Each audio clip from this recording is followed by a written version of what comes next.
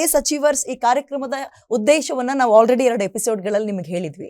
ಅಂದ್ರೆ ಸಮಾಜದಲ್ಲಿ ಮಹಿಳಾ ಸಾಧಕಿಯರನ್ನ ಗುರುತಿಸಿ ಅವ್ರನ್ನ ಕರ್ಕೊಬಂದು ಅವರ ಸಾಧನೆಯ ಹಾದಿ ಹೇಗಿತ್ತು ಅನ್ನೋದನ್ನ ತಿಳಿಸೋದ್ರ ಮುಖಾಂತರ ಉಳಿದಿರುವ ಹೆಣ್ಣು ಮಕ್ಕಳಿಗೆ ಸ್ಫೂರ್ತಿಯಾಗ್ಲಿ ಅನ್ನೋ ಕಾರಣಕ್ಕೋಸ್ಕರವೇ ಈ ಏಸ್ ಅಚೀವರ್ಸ್ ಕಾರ್ಯಕ್ರಮವನ್ನ ನಿಮ್ಮ ಗ್ಯಾರಂಟಿ ನ್ಯೂಸ್ ಮಾಡ್ತಾ ಇದೆ. ಹಾಗಾಗಿ ಈ ವಾರದ ಅತಿಥಿ ಯಾರು ಅಂತ ಹೇಳುವ ಸಮಯ ಈಗ. ನಮ್ಮ ಜೊತೆ ಡಾಕ್ಟರ್ ದೇವಿಕಾ ನಾಗರಾಜ್ ಅವರು ಇದ್ದಾರೆ. ಇವರು VLS ಇಂಟರ್ನ್ಯಾಷನಲ್ ಸ್ಕೂಲ್ನ ಪ್ರಿನ್ಸಿಪಲ್. ಅವ್ರನ್ನ ವೆಲ್ಕಮ್ ಮಾಡೋದ್ರ ಮುಖಾಂತರ ಹೇಗಿದೆ ಅವರ ಹಾದಿ, ಅವರ ಸಾಧನೆ ಏನು ಅದನ್ನ ಅವ್ರ ಬಾಯಿಂದಲೇ ಕೇಳಿಸ್ಕೊಳ್ಳುವಂತಹ ಪ್ರಯತ್ನವನ್ನ ಮಾಡೋಣ. ಸೊ ಮೇಡಮ್ ನಮಸ್ತೆ, ಕಾರ್ಯಕ್ರಮಕ್ಕೆ ಸ್ವಾಗತ. ಹೇಗಿದ್ದೀರಿ? ಚೆನ್ನಾಗಿದ್ದೀನಿ. ಈಗ ದೊಡ್ಡವ್ರು ಹೇಳ್ತಾರೆ ಒಂದ್ ಮಾತನ್ನ, ವೇದ ಸುಳ್ಳಾದ್ರೂ ಗಾದೆ ಸುಳ್ಳಾಗಲ್ಲ ಅಂತ. ಹಂಗೆ ಹೆಣ್ಣೊಂದು ಕಲ್ತ್ರೆ ಶಾಲೆಯೊಂದು ತೆರೆದಂತೆ ಅಂತ ಅವಾಗ್ಲೇ ಹೇಳಿದ್ರು. ಸೊ ನೀವು ಓದಿರೋದು ಅಂಡ್ ನಿಮ್ಮ ಜೊತೆಗೆ ಅಥವಾ ನಿಮ್ಮ ಅಂಡರ್ ನಲ್ಲಿ ಈಗ ಸಾವಿರಾರು ಜನ ವಿದ್ಯಾರ್ಥಿಗಳು ಪ್ರತಿ ವರ್ಷ ಎಜುಕೇಶನ್ ಅನ್ನ ಪಡ್ಕೊಳ್ತಾ ಇದ್ದಾರೆ. ಸೊ ಇದ್ರ ಹಾದಿ ಬಗ್ಗೆ ನಮಗೆ ನೀವು ತಿಳಿಸೋದಾದ್ರೆ ಶುರುವಾಯ್ತು, ಯಾಕೆ ನೀವು ಎಜುಕೇಶನ್ ಫೀಲ್ಡ್ ಅನ್ನೇ ಆಯ್ಕೆ ಮಾಡ್ಕೊಂಡ್ರಿ? ನಿಜ ಹೇಳ್ಬೇಕಂದ್ರೆ ಎಜುಕೇಶನ್ ಫೀಲ್ಡ್ ನಾನು ಆಯ್ಕೆ ಮಾಡ್ಕೊಂಡೋಳಲ್ಲ. ಬಿಕಾಸ್ ನನ್ನ ಫೀಲ್ಡ್ ಇದ್ದಿದ್ದು ಬ್ಯೂಟಿ ಪ್ಯಾಜೆಂಟ್ ಫೀಲ್ಡ್.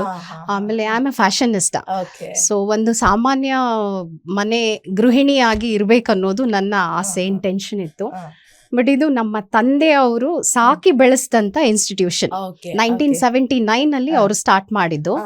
ಸೊ ಈಗ ICSE ಸಿಲೆಬಸ್ ಅಂತ ಹೇಳಿದ್ರೆ ಅದು 2007 ಅಲ್ಲಿ ಸ್ಟಾರ್ಟ್ ಮಾಡಿದ್ರು.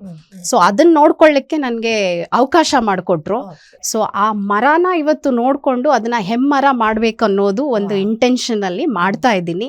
ನೀವೇ ಹೇಳಿದ್ರಲ್ಲ ಈಗಷ್ಟೇ ಹೆಣ್ಣೊಂದು ಕಲಿತಾರೆ ಮನೆಗೆ ಶಾಲೆ ಒಂದು ತೆರೆದಂತೆ ಅಂತ.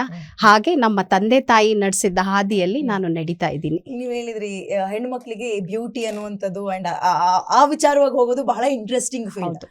ಅದನ್ನ ಹೊರತುಪಡಿಸಿ ನನ್ನ ತಂದೆಯ ಜವಾಬ್ದಾರಿ ಇತ್ತು, ಅದನ್ನ ಮುಂದುವರಿಸ್ಕೊಂಡು ಹೋಗ್ಬೇಕು ಅಂತ ನೀವು ಶಿಕ್ಷಣ ಕ್ಷೇತ್ರ ಆಯ್ಕೆ ಮಾಡ್ಕೊಳ್ಳೋದು that's not so easy. So ನಿಮ್ಮ ಕನಸನ್ನ ಬದಿಗೊತ್ತಿ ನಿಮ್ ತಂದೆ ಕನಸಿಗೆ ನೀರೇರಿಬೇಕು ಅನ್ನೋದು ಕೂಡ ತುಂಬಾ ಸುಲಭದ ಕೆಲಸ ಅಲ್ಲ. ಓಕೆ, ಮನೇಲಿ ಪ್ರೆಷರ್ ಇತ್ತ ಅಥವಾ ನೀವೇ ಅದನ್ನ ಆಯ್ಕೆ ಮಾಡ್ಕೊಂಡು ಬಂದ್ರೆ? ಇಲ್ಲ, ಪ್ರೆಷರ್ ಅಂತ ಏನಿಲ್ಲ. ಬಿಕಾಸ್ ನಮ್ ತಂದೆಗೆ 3 ಜನ ಹೆಣ್ಮಕ್ಳು, ಸೊ ಗಂಡ್ ಮಕ್ಳಿಲ್ಲ. ಪ್ರೆಷರ್ ಅನ್ನೋದು ಏನು ಇಲ್ಲ. ನಾನ್ ತುಂಬಾನೇ ಫ್ರೀ ಬರ್ಡ್ ಆಗಿದ್ದೆ. ಇನ್ಫ್ಯಾಕ್ಟ್ ತುಂಬಾ ಫ್ರೀಡಮ್ ಕೂಡ ಕೊಟ್ಟಿದ್ರು ನಮ್ ತಂದೆ ಹೆಣ್ಮಕ್ಳಾದ್ರೂನು. ಬಟ್ ಅದೇ ಅವರು ನಾನ್ ಸಾಕಿದ್ದಂತ ಒಂದು ಇನ್ಸ್ಟಿಟ್ಯೂಷನ್ ನ ಮಕ್ಳು ನೋಡ್ಕೊಳ್ಳಿ ಅಂತ ಹೇಳಿದ್ರು. ಸೊ ಅದನ್ನ ಲೆಗೆಸಿನ ನಾನು ಕ್ಯಾರಿ ಮಾಡ್ತಾ ಹೋಗ್ತಾ ಇದ್ದೀನಿ. ಬ್ಯೂಟಿ ಅಂತ ಹೇಳಿದ್ರೆ ಎಲ್ಲೂ ಅದಕ್ಕೆ ನನ್ಗೆ ಗ್ಲಿಚ್ ಅಂತ ಅನ್ಸಿಲ್ಲ ಯಾವತ್ತು. ಬಿಕಾಸ್ ಇನ್ಸ್ಟಿಟ್ಯೂಷನ್ ಅಲ್ಲೂ ಬ್ಯೂಟಿ ಬೇಕೇ ಬೇಕಲ್ಲ.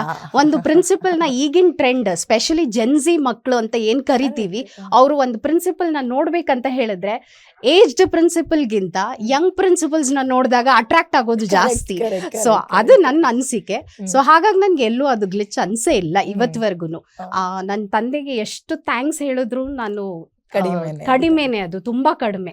ಇವತ್ತು ಅವ್ರು ಕೊಟ್ಟಿರೋಂತ ಭಿಕ್ಷೆನ ನಾನು ತಗೊಂಡು ಸಂಭಾಳಿಸ್ತಾ ಹೋಗ್ತಾ ಇದ್ದೀನಿ. ಸೊ ಅದಕ್ಕೆ ಅವ್ರಿಗೆ ಥ್ಯಾಂಕ್ಸ್ ಹೇಳ್ತೀನಿ ಫಸ್ಟ್.